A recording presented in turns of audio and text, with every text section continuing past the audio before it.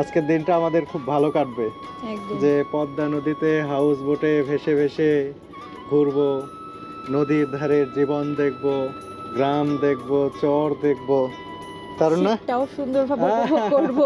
আর আজকে শীতটা উপভোগ খুব করবো। কুয়াশা পড়েছে, সেই অনুযায়ী শীত কম, কিন্তু কুয়াশার যে নদীর একটা দৃশ্য, এটা আপনাদেরও দেখাতে পারবো, আমরাও তো উপভোগ করবো এখন। এখানে কিন্তু ওয়াশরুমও রয়েছে, প্রত্যেকটা রুমের সাথেই ওয়াশরুম রয়েছে। তিনটা ক্যাটাগরির রুম। হ্যাঁ হ্যাঁ, এই যে এখানে আছে হচ্ছে ডাবল বেডের।